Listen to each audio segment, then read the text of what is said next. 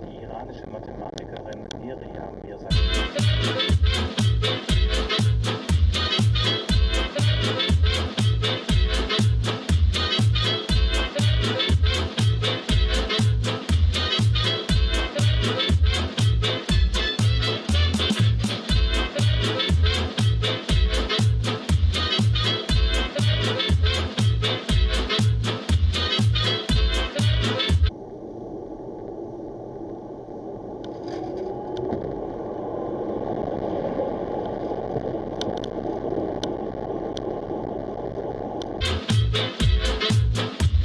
Hello, I'm being frank with you. It's Monday afternoon, actually Monday evening, it's after 7 o'clock.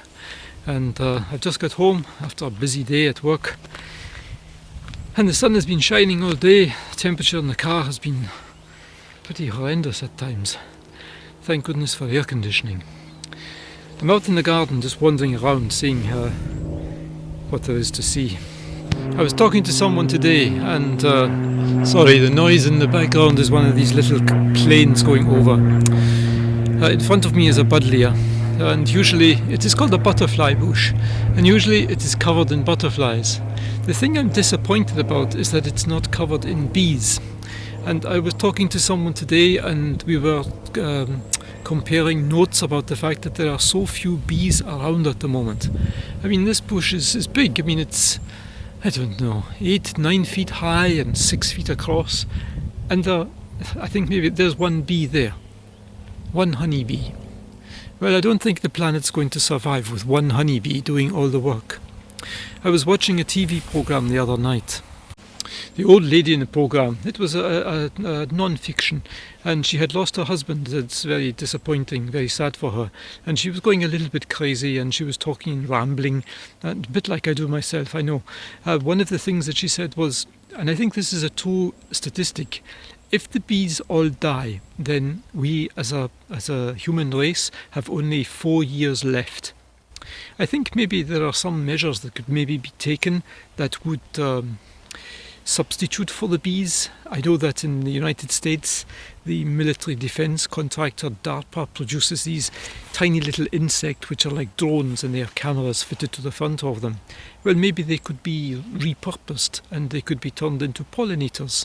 So if you produce a couple of million of them, well, maybe that would allow at least 100 of us to survive. But no, seriously, if all these companies got together and started producing mass numbers, it would be just like 400, 500 years ago, when people would go around their fruit and vegetables and crops, and they would have a rabbit's foot, and they would stick the rabbit's foot from one flower to another, and that is how you get pollination.